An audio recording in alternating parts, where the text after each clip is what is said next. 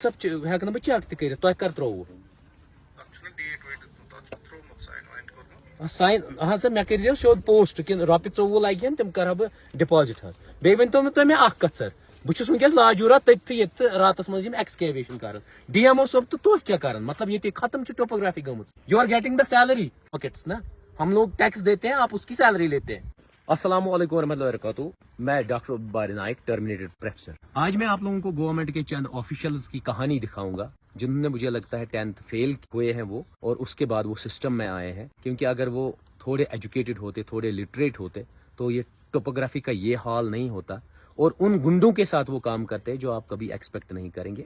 Even उसके मेरे पास evidence. लाजूरा Pulwama में हूँ मैं। अगर पीछे टोपोग्राफी देखेंगे ये मुझे सीधे रिवाइन्स लगते हैं MP के या उड़ीसा के या छत्तीसगढ़, लेकिन ये वो कहानी नहीं है।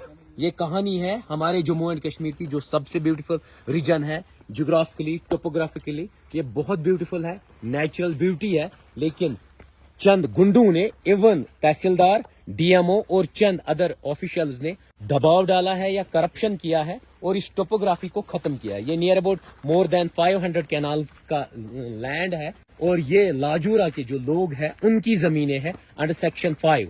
लेकिन अनफॉर्चुनेटली चंद गुंडों ने, जिसमें तारिक अहमद जो पांपर से आते हैं, वो यहाँ आए हैं, उन्होंने गुंडा राज चलाया है। नाइट में एक्सकेविएशन होती है और ये देखिए हाल क्या है पीछे पूरा, कि इतनी जमीन का पे कब्जा किया हुआ है और कब्जे के बाद चंद ऑफिशियल्स के साथ सांठ-गांठ करके फिर इसको एक्सकेविएट करके इसको भेजा गया है। अब तारिक साहब कम से कम 20-30 किलोमीटर दूर पांपर से आए हैं और पूरा ये लाजूरा की जो कैरेवा लाजूरा की लैंड है, जो इवन विलेजर्स की है, उन पे कब्जा जमाया है। इवन पटवारी और तहसीलदार उसमें फुल्ली इन्वॉल्व है और इसके साथ साथ DMO भी इन्वॉल्व है। अब आप कहेंगे कैसे?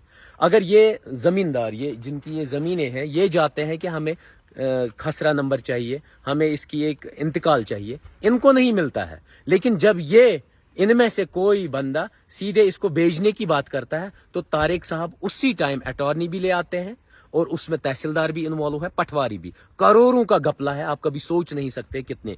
इसमें इनके साथ है, तारिक साहब के साथ लाजूरा और मलंगपुरा के बहुत बड़े बड़े डॉन। एक का नाम है सजाद डाकू, फिरदौस शेख, तारिक अहमद और आशिक अहमद डार। और ये एक्सकेविएशन रात दिन करते रहते हैं। आज मैं सुबह 5 बजे यहाँ आया हूँ और सुबह ही रात में देखा कि यहाँ एक्सकेविएशन हुई है, क्योंकि अगर आप रोड देखेंगे सीधे जो इन्होंने बनाया हुआ है उस पर सीधे सुबह ही डंपर्स के निशान है, टायर्स के निशान है और वो निकले हुए हैं रात में। इसके अलावा अगर देखेंगे DMO फुल्ली इसमें इन्वॉल्व है। तहसीलदार को मैंने आज से 1 महीने पहले 12/7/2024 को एक RTI डाली, जिसमें मैंने उससे ये क्वेश्चंस पूछे। अभी 1.5 महीना हुआ। उस तहसीलदार से मैं पूछना चाहता हूँ, अगर आप ऑनेस्ट थे, आपने मुझे मेरे RTI का जवाब क्यों नहीं दिया? आपने अभी तक मुझे रिप्लाई क्यों नहीं दिया? और हायर अप्स क्या कहते हैं उसके बारे में। और लोकल लोगों से आज बात करेंगे यहाँ के कि क्या क्या हुआ है, क्या दलील आ गई है। जो एक आम रेजिडेंट होता है उसके लिए जो वो कर सकता है, दैट इज वो एडमिनिस्ट्रेशन के पास जा सकता है। So we have initially started all these things. हमने किया वो, हम पूरी एडमिनिस्ट्रेशन के पास किसके पास गए आप? From very grass root level, from concern patwari to up to the district development commissioner जो हमारे कंसर्न DC साहब है। उन्होंने कुछ किया? आयरनी ये है कि नोबडी इज एंटरटेनिंग अस। मतलब ये पिछले 1 साल से है, 1 साल से हम इसके पीछे लगे हुए हैं, लेकिन कोई हमें एंटरटेन नहीं कर रहा है। उसके बाद सेकंड थिंग जो है, हमारे लिए जो ऑप्शन बचे हैं दैट इज जुडिशरी। हम जुडिशरी के पास गए, केस की हियरिंग चली, 2-3 हियरिंग्स इसमें हुई। अब रिसेंटली जो फाइनल वर्डिक्ट आना था that was on the 22nd of this month, 26 मतलब अगस्त के। उसमें क्या हुआ, उसमें ये चीज हुई कि इन्होंने जो ये तारिक साहब है जो इसमें इन्वॉल्व है, जो जिसने मतलब मैं कहूँगा कि जो यहाँ के लोगों की जमीन है, जो property land holders of village Lajora हैं, जिनकी जमीन फॉल करती है करेवा लाजोरा में, वो उस जमीन पे कब्जावर है और illegally it's all illegal occupation of him. Nobody's उसको कोई मतलब हम कह सकते हैं कि उसको किसी का डर नहीं है, कोई उसको। कितनी जमीन है ये? It's near about 544 canals, which falls under section 5 of Shamlat act. उसमें ये है कि मतलब ये जो प्रॉपर्टी लैंड होल्डर्स है करेवा लाजूरे की, ये उनका हक होता है।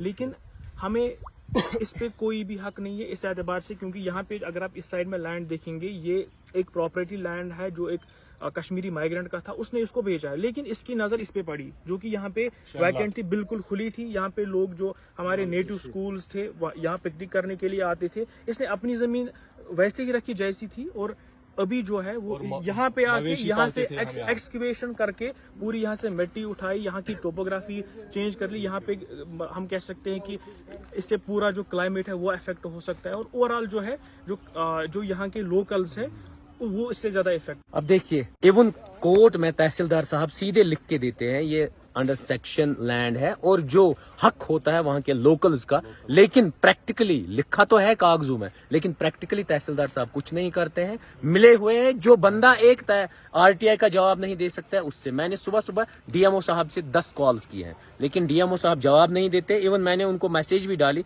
डीएमओ साहब जाग जाइए, मैं आपके एरिया में हूं और आप इनकी जमीनों को वापस करवा दीजिए, ये बिक्री मत करवाइए तारिक साहब के साथ। अब मेरी हम्बल रिक्वेस्ट है, यहाँ पर ऑनेस्ट एसएसपी मैडम है, जो लोगों का भी कहना है और मेरी भी सोर्सेज कहते हैं वो बहुत ऑनेस्ट है। मैम से मेरी रिक्वेस्ट है कि इसमें इंटरवेन करने की जरूरत है, डायरेक्शन कीजिए एसएचओ साहब को, डायरेक्शन कीजिए बाकी ऑफिशियल्स को, और डीसी साहब से भी मेरी रिक्वेस्ट है एज सुन एज पॉसिबल इसको कंप्लीटली बैन किया जाए एक्सकैविएशन को, और ये हैंड ओवर होनी चाहिए ये जमीन लाजूरा, और जो भी सराउंडिंग लोग इसके जो हकदार है उनको मिलनी चाहिए। बाकी थैंक